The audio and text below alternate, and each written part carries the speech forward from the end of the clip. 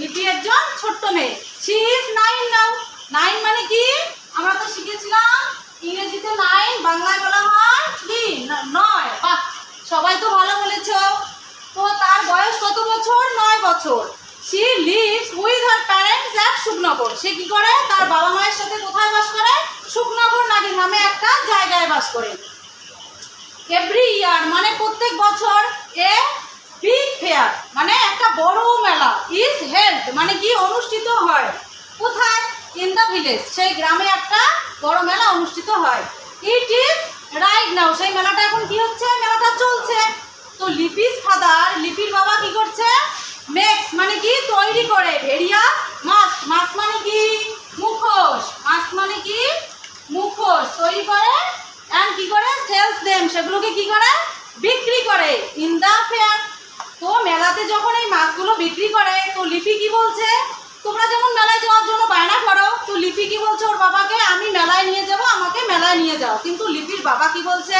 যে যেহেতু তিনি কি করবেন? মাছগুলো বিক্রি করবেন, তিনি তো নিয়ে যেতে পারবেন না, তাই তিনি কিরকম থাকবেন? বিজি থাকবেন। কিন্তু লিপি বারবার বায়না করায় লিপির বাবা শেষ পর্যন্ত কি করলো? এগ্রি হয়ে গেল, মানে রাজি হয়ে গেল। কারণ সে বারবার কথাটা রিপিট করছে, মানে অ্যাগেইন অ্যান্ড অ্যাগেইন বারবার কথাটা বলছে। তো কি বলছো তোমরা?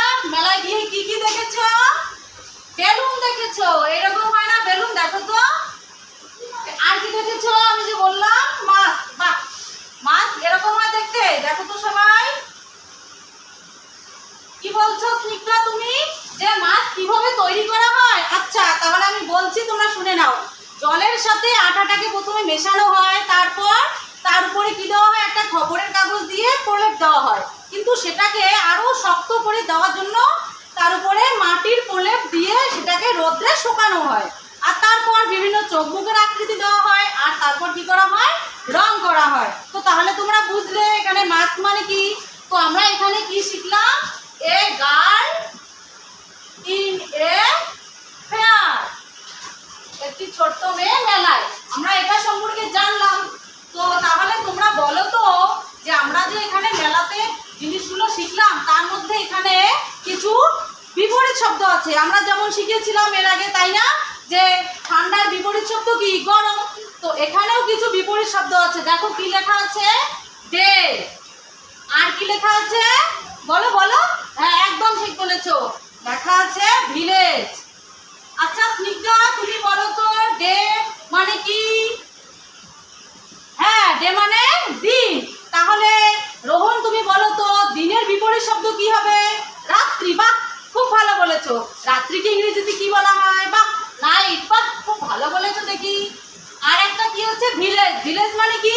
গ্রাম। গ্রামকে ইংরেজিতে কি বলা হয়? গ্রামকে ইংরেজিতে ভিলেজ বলা হয়। কিন্তু এর বিপরীত শব্দ কি? বাংলায় বলো দেখি। শহর। রোহন কি বলছো?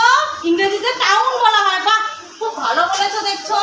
তাহলে আজকে আমরা এবার কিছু সমস্যা দিচ্ছি, তোমরা সবাই বাড়িতে সমাধান করার চেষ্টা করবে। না পারলে আমরা এর পরের দিন স্কুলে করবো, ঠিক আছে? সবাই লেখো। লিপি ইজ এ লিটিল, কি হবে এখানে? তোমরা সবাই লিখবে গার্ল না বয়। লিপি ইজ ড্যাশ নাও, 9 না 8? সবাই লেখো।